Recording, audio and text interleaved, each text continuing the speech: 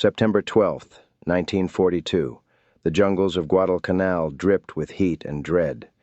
800 U.S. Marines crouched along a narrow ridge south of Henderson Field, knowing death was closing in. Intelligence reports confirmed it.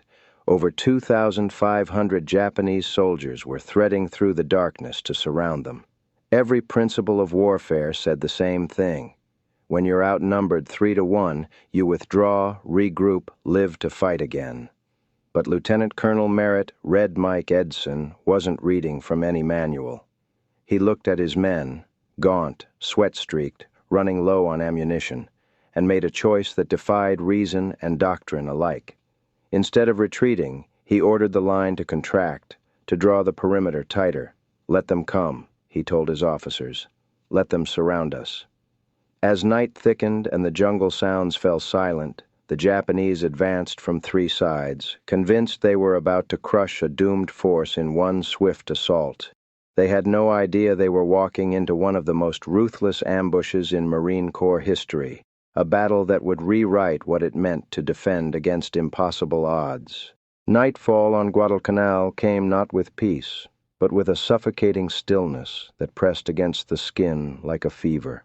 The ridge, little more than a spine of coral and volcanic rock rising 60 feet above the jungle, offered no comfort. On a map, it looked like an afterthought. To the Marines digging into its slopes, it was the last wall between Henderson Field and oblivion. From the top, they could just make out the metallic murmur of aircraft engines being tested in the dark, the heartbeat of an airfield that could not be lost. Lieutenant Colonel Edson moved through his lines, stepping over roots and foxholes, his face unreadable in the dim light of covered lanterns. He was a man who had already accepted the arithmetic of the night, 800 Marines against an enemy 3 times their number. The numbers made no sense. But Edson had fought long enough to know that numbers alone never decided who lived and who didn't. His defensive plan was crafted with the precision of a chess master on his final move. To the north, the 1st Raider Battalion guarded the approaches closest to Henderson Field. To the south, the 1st Parachute Battalion held the ridge's thinner spine. Between them, fields of overlapping fire stretched into the jungle, invisible corridors of death, waiting for an enemy too confident to see them. The Marines had learned quickly what the jungle demanded. The heat corroded metal by day and drenched every weapon in sweat by night. Rations spoiled before they could be eaten. Men slept beside clouds of mosquitoes, their bodies thinning under the constant drain of fatigue and disease. But if the jungle punished them, it also taught them how to listen, to the difference between the wind in the leaves and the whisper of a human footstep. When Edson stopped at a machine gun nest, Gunnery Sergeant John Bassalone was there, fine-tuning the Traverse on his Browning M 1917, a hulking, water-cooled relic of another war, but one that still roared like thunder when unleashed. "How's the ammo, Gunny?" Edson asked. "Enough to make 'em regret the climb, sir," Bassalone said without looking up, his tone steady, confident. Farther down the slope, Private Robert Mard lay behind his Springfield rifle, bayonet fixed. 3 weeks on the island had turned the soft edges of a stateside recruit into the lean tension of a man who knew death was close. His eyes never left the darkness below. The Marines were ready, not because they had the advantage, but because they had no other choice. By midnight, the jungle had gone quiet, too quiet. The familiar drone of insects, the strange nocturnal music that had accompanied every night on Guadalcanal, had vanished. Every Marine on the ridge knew what that meant. Something large was moving out there, something alive and waiting. Edson crouched beside his field radio, listening as reports filtered in from the outposts scattered through the dark. Movement everywhere. Whole columns pushing through the undergrowth, spreading like shadows toward the ridge. The Japanese were coming from 3 directions, just as intelligence had warned. He adjusted his glasses, said nothing, and kept moving. Every approach to the ridge had already been measured, mapped, and marked for artillery fire. The Marines had spent the previous week carving narrow lanes through the jungle foliage, killing zones designed to funnel attackers into overlapping arcs of fire. Wire barriers gleamed faintly in the moonlight, their placement chosen not for protection, but for control. Every path the Japanese could take had been turned into a trap. Still, Edson knew barbed wire and mortar rounds would only go so far. The Japanese had shown on every island that they could take punishment that would break other men. They came on screaming banzai, bleeding, dying, but never stopping. That's why his Marines had to be more than good shots. They had to be patient hunters. In the machine gun pits, belts of ammunition were laid out carefully beside each position. Mortar crews whispered over range tables. Every rifleman checked his grenades, his clips, the weight of his weapon in his hands. They had roughly 200 rounds per man, not much, but enough for those who knew how to make each bullet count. Somewhere below, a Japanese officer shouted an order. It carried faintly through the humid air, clipped harsh syllables that made the hair rise on the back of every neck along the ridge. Edson looked toward the black tree line, now just a jagged silhouette against the faint glow of the horizon. "Hold your fire," he murmured into the radio. "Let them come closer." At 11:45 p.m., the first Japanese mortar rounds began to fall. Erratic bursts in the darkness, more noise than accuracy. They were feeling for the target, testing the line. Edson ducked into his command post, a shallow pit ringed with sandbags, and looked down the ridge. To the north, the Browning machine guns sat ready. To the south, the mortars were waiting for his signal. Behind him, the artillery batteries at Henderson Field were already sighted on pre-registered coordinates. And then the night cracked open. A deep, rolling explosion tore through the jungle, followed by the guttural roar of men charging through the trees. Thousands of Japanese soldiers surged forward, their battle cries slicing through the dark like steel. The battle for the ridge had begun. They came screaming out of the darkness, a tidal wave of men crashing against the ridge with the full weight of desperation and belief. The first Japanese assault hit like thunder, their banzai cries splitting the night as hundreds charged up the slope, convinced that momentum alone could shatter the American line. But the Marines didn't break. They waited, they aimed, and then they opened fire. The ridge erupted in light and noise, a storm of tracers, muzzle flashes, and mortar blasts that turned night into chaos. Basiloni's heavy Browning roared first, its deep mechanical growl cutting through the jungle. Each burst shredded the darkness with a curtain of fire, the water-cooled barrel glowing faintly as steam hissed from its jacket. "Keep it steady, boys," Basilone shouted above the din. His gun crew fed in belt after belt of ammunition, the rhythm of their movements as precise as a heartbeat. The first wave of attackers never reached the top. Bodies tumbled backward down the slope, caught in the crossfire of rifles and machine guns that intersected every approach. The Springfield rifles cracked in sharp, disciplined bursts. No panic, no waste, just the cold efficiency of men who knew how to survive. Private Robert Mard squeezed off a shot and saw a figure collapse 50 yards away. He worked the bolt without thinking, chambering another round. The air smelled of cordite and blood. Every flash of a muzzle below revealed another target.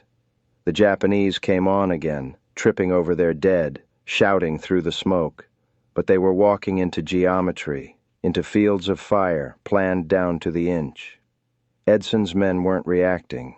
They were executing a design, one that funneled every attacker into the teeth of concentrated firepower. What the Japanese believed was spiritual superiority, that courage could overwhelm bullets, met the brutal arithmetic of modern war. The Marines' doctrine didn't worship bravery, it worshipped precision, interlocking guns, overlapping arcs, and a constant, relentless tempo. Within minutes, the hillside became a killing ground. Mortars dropped shells in tight, deliberate intervals, each explosion flinging dirt and bodies into the air. Artillery from Henderson Field joined in, the distant thunder of 155mm guns walking their fire along the jungle's edge. By midnight, the first assault had collapsed, the shouts faded, the jungle fell eerily silent again, broken only by the faint metallic clicks of Marines reloading, repositioning, and waiting for the next wave. Edson listened to the reports over the radio, his expression unreadable. The Japanese had come hard and been repelled even harder, but he knew what that silence meant. They weren't finished. Not yet.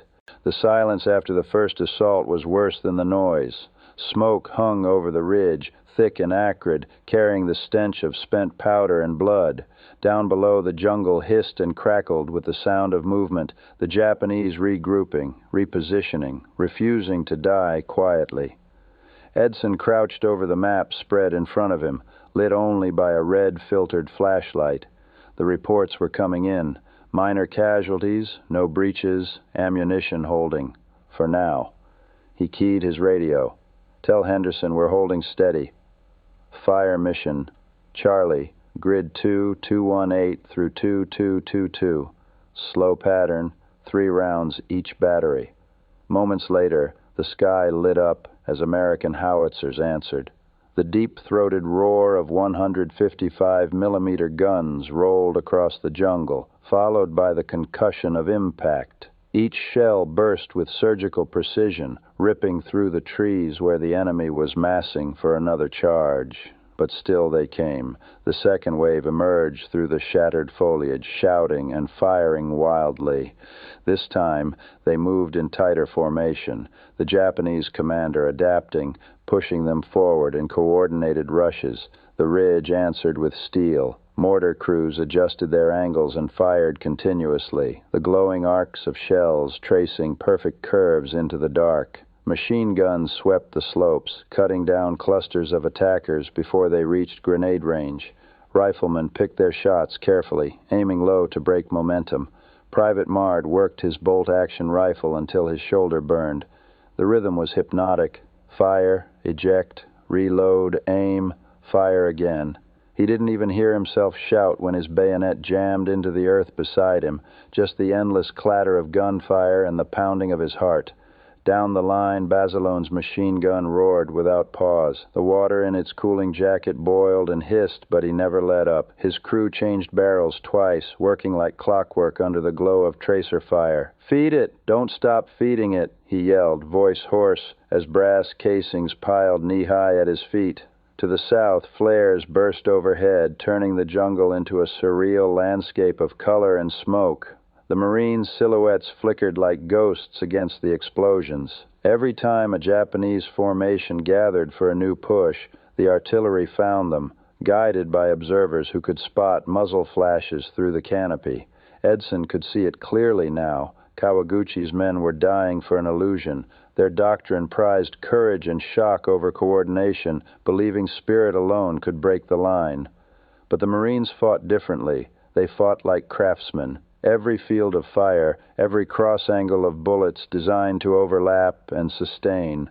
By 1 a.m., the ridge looked like something from another world. The ground trembled under the constant impact of shells. The jungle below burned in patches of ghostly light. And yet, the Japanese still attacked. Smaller groups now, desperate, stumbling over their own dead. Edson adjusted his radio headset, his voice calm despite the chaos. "Hold your ground. Keep them in front of the guns. Don't give them the hill." His men obeyed. By the second hour, the ridge hadn't just survived. It had become a fortress of noise, smoke, and defiance. The Japanese advance was stalling, their lines breaking apart under relentless fire. What was meant to be an encirclement was turning into a massacre. And still, Edson didn't relax. He knew this wasn't over. The enemy had not yet shown their final hand.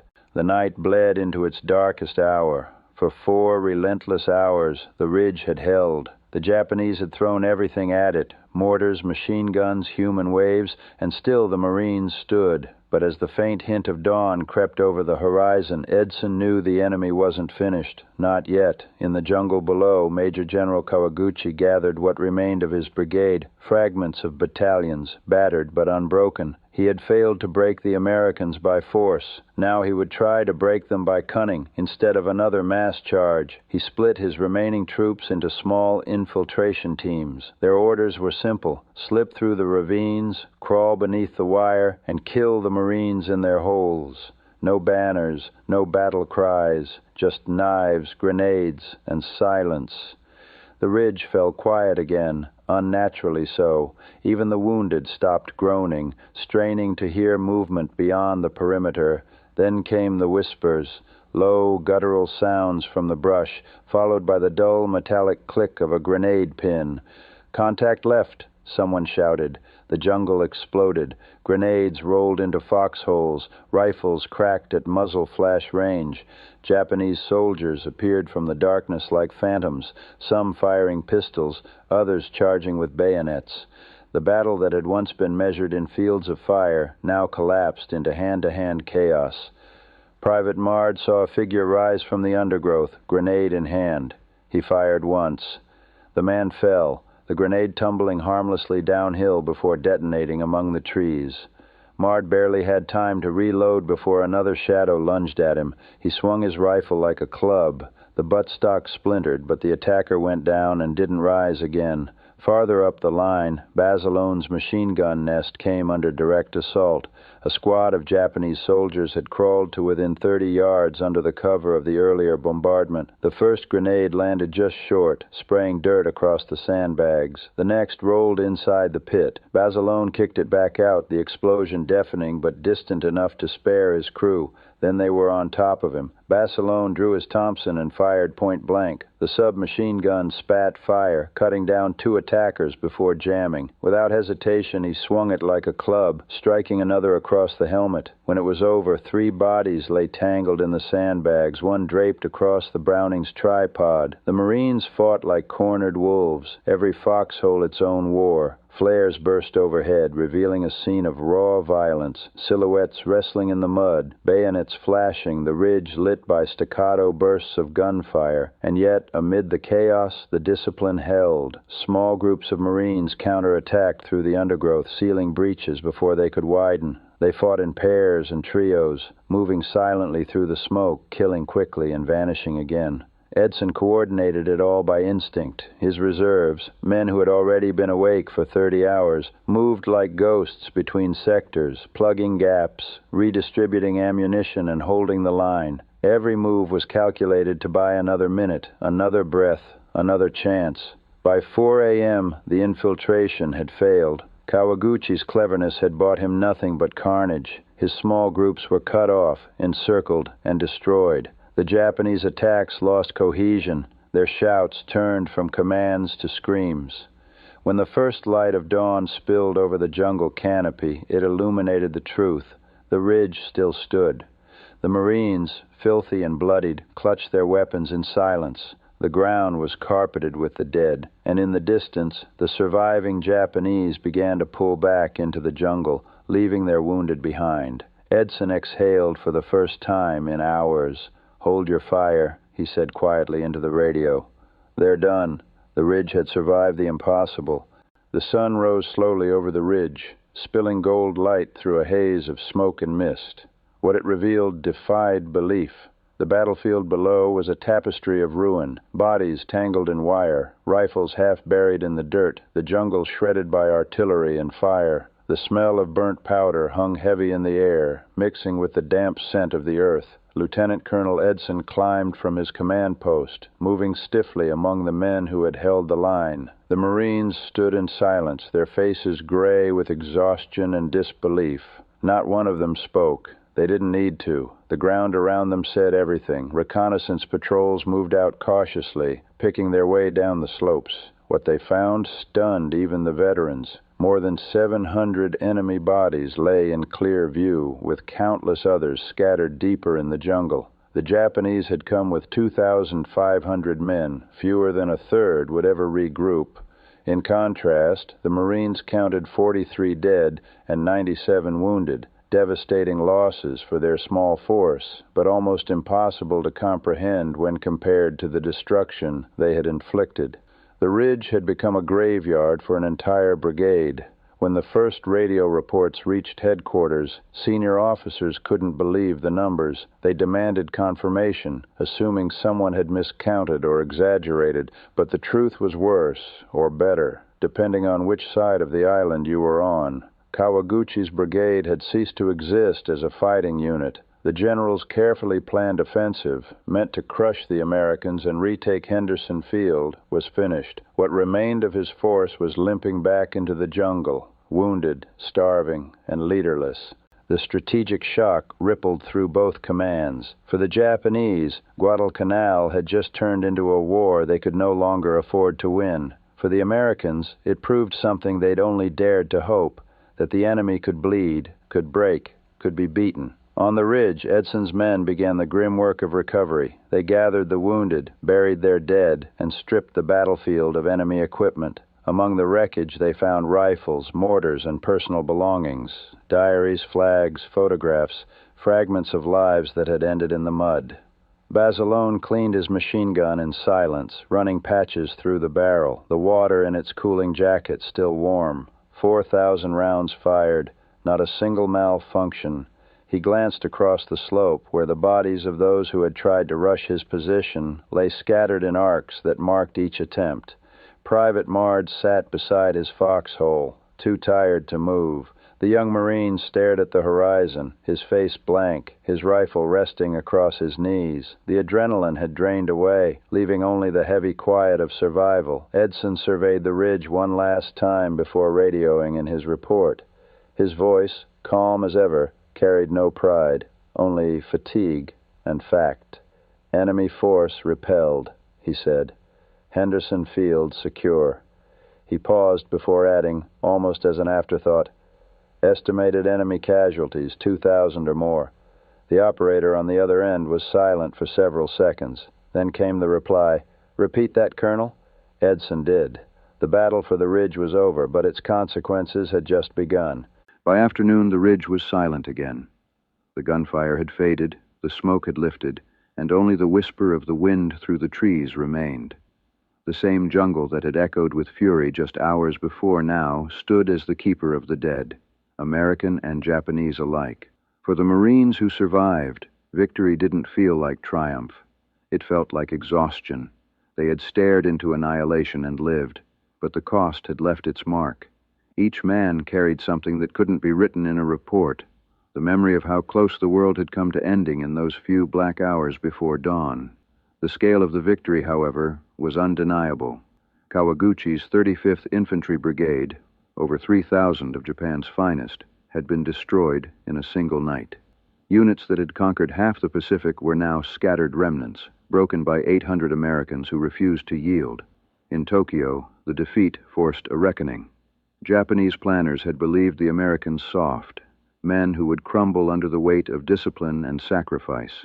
The ridge proved them catastrophically wrong. From that night on, the Imperial Army would never again underestimate the resolve of the United States Marines. For the Americans, the battle became something more than a tactical success. It was a revelation, proof that training, discipline, and initiative could overcome even the fiercest enemy. The lessons learned on Edson's Ridge would shape every Pacific campaign that followed.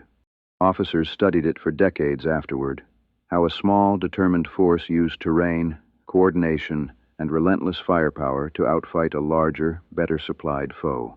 Edson himself became a legend, though he never spoke of the ridge as his victory. To him, it belonged to the men who held their ground when everything in them wanted to fall back. His decision to tighten the perimeter, to let the enemy come, had seemed suicidal to many. Yet it turned the high ground into a perfect trap, one where courage and calculation fused into something indestructible. As the sun dipped low, Edson stood at the crest, looking down at the battlefield. The air was still, save for the distant drone of planes lifting off from Henderson Field, the very airstrip his Marines had died to protect. Below him, the ridge stretched in quiet ruin, pocked with shell holes, littered with helmets and rifles, the jungle already beginning to reclaim what war had taken. Edson removed his helmet and wiped the grime from his face. Around him, his men moved wordlessly, carrying ammunition boxes, gathering the wounded, marking graves. They had done more than win a battle. They had changed the shape of the war. The ridge would forever bear his name, Edson's Ridge, a symbol of what the Marines would come to represent throughout the Pacific: unbreakable defense, relentless will, and the belief that even in the darkest night, courage and clarity could turn certain death into victory. In the quiet aftermath of battle, the ridge stood as more than ground won. It became a monument to resolve. 800 Marines had faced the impossible and turned it into legend. Their victory wasn't written in medals or maps, but in the silence that followed, in the knowledge that they had held when no one else could.